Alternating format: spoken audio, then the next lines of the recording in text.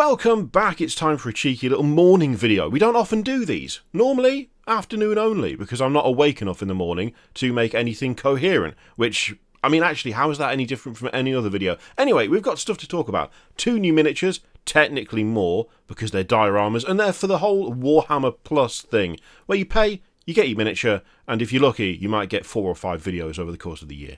That was extremely sarcastic, there's way more content than that. Anyway, let's have a quick look. Alright? So, we've got 2 stone cold stunners, allegedly.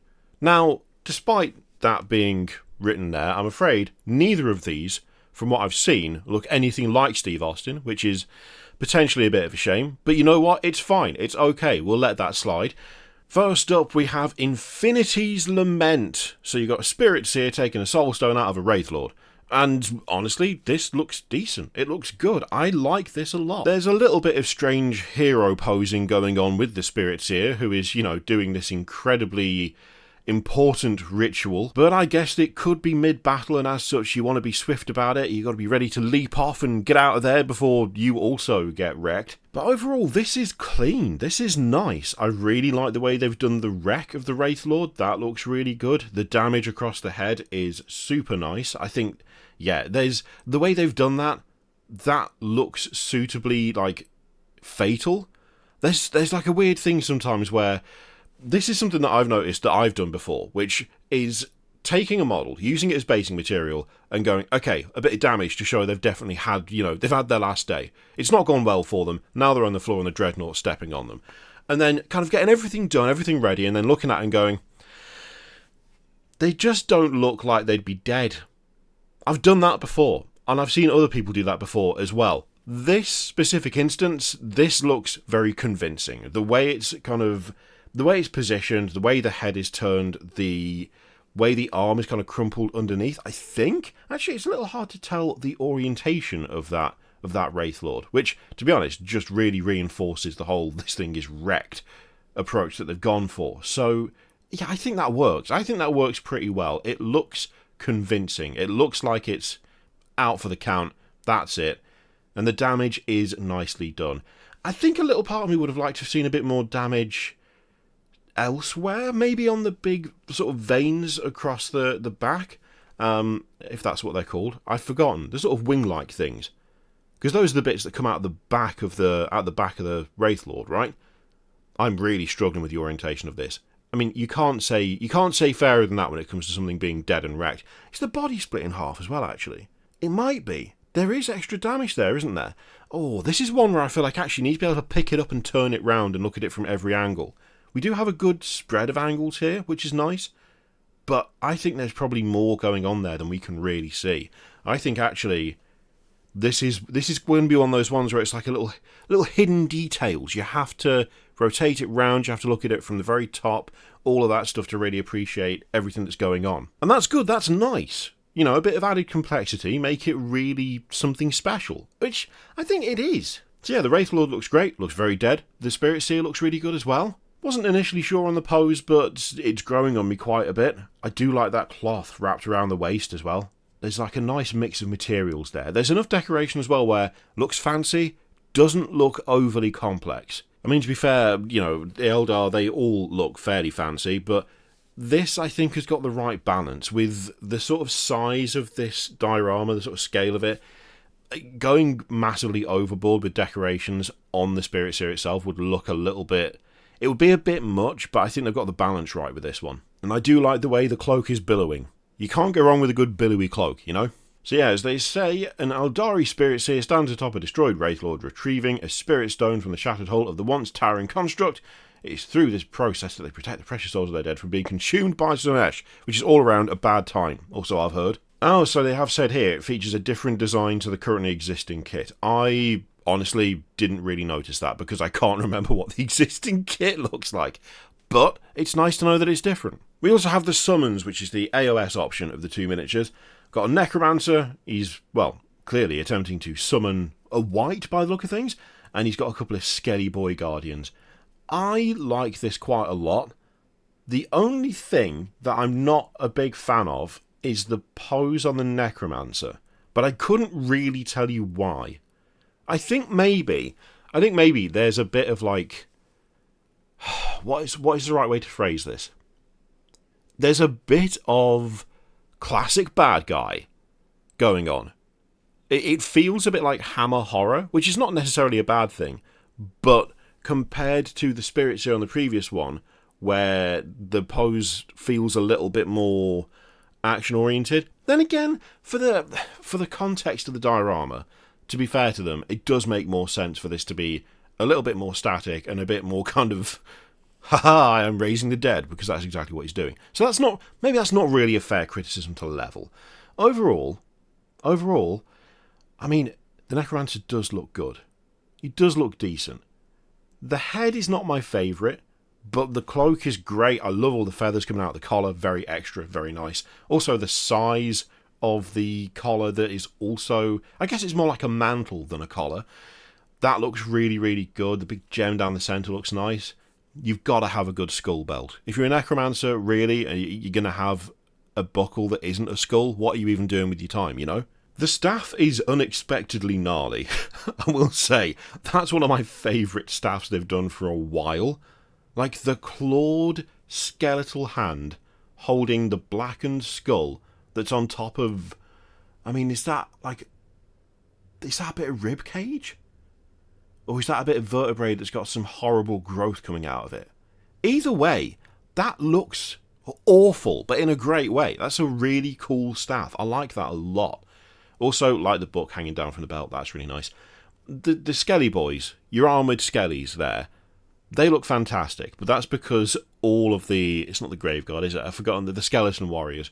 All of that stuff, they look grand. They all do. The ones in Curse City are grand. The ones in the big box of 20 that you get, they're fantastic as well. They are just solid models all round. I really feel like with that particular box, or with those particular miniatures, they just nailed it. They nailed it in a way that, you know, they nail a lot of designs these days, but those, just something special. Which is ironic, because if you are, you know, using them on the tabletop, you're going to be taking God knows how many of them, which you'd think it becomes less special after a while, but no, they hold up no matter how many you own. The lad coming out of the grave looks good. That is a serious case of, you know, not knowing when to just shave it off and go fully bald. That's a lot of long hair on a very bald man. Although, given that the hair seems to be mostly coming out of a skull as opposed to a scalp, I can see why it might present issues. He does look decent. It's hard to tell. I feel like he's only got one eye, but I don't know if that's me being blind. At least if he's got two, one of them is a bit like, oh no, okay, no, I can see it. Good grief. For a second there, I thought he was like a weird Cyclops man, but no, he's got like a circlet around his head, and then he's got these eye sockets under the circlet.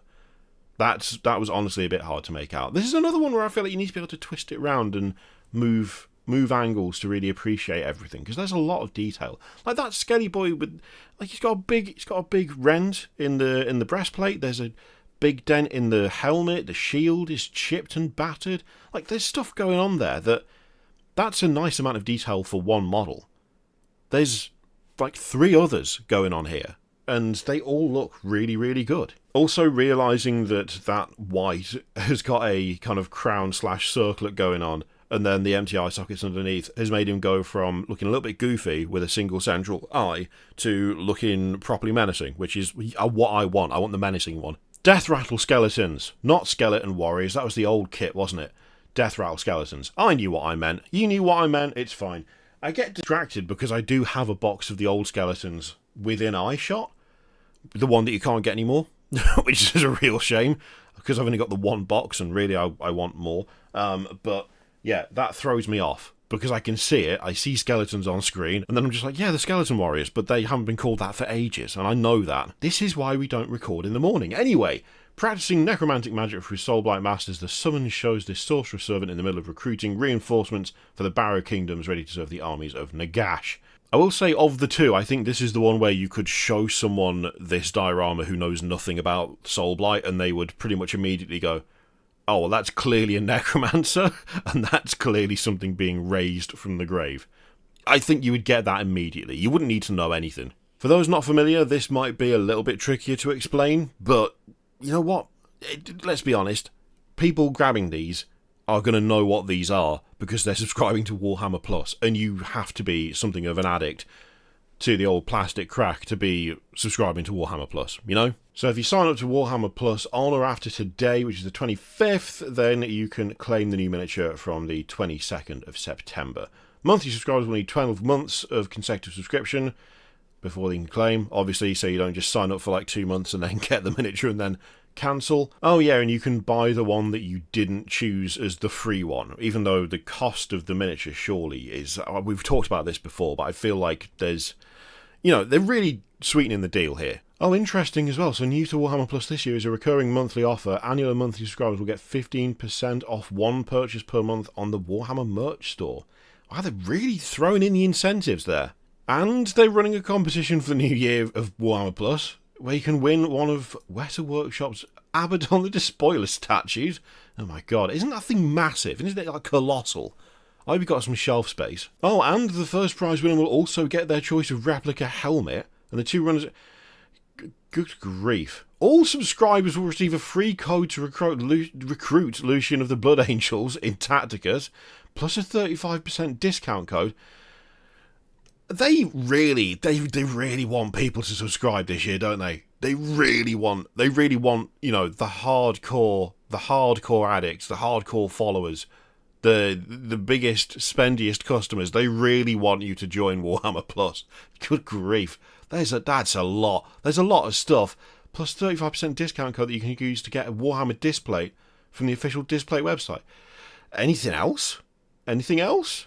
Anything else you want to throw in? Any more discounts? Your subscription still gets you access to list construction elements. Well, yeah, fine. Also, digital versions of White Dwarf. Yeah. All right. So that's the end of the additional extras.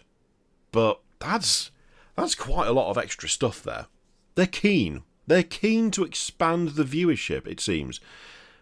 What I want to know now is that going to work on you? Are you going to go for that now? Does that make a difference? Or are you still like, nah, not bothered? Or do you already subscribe and as such all of that is just icing on the cake? Let me know what you think of that and the dioramas in the comments down below. In the meantime, feel free to click all the things. I'm going to go away now because I need to prepare for Adeptus Ridiculous later. Technically, it's a bank holiday, but not for me. Not for me. Thank you very much for watching. I'll see you for the next one.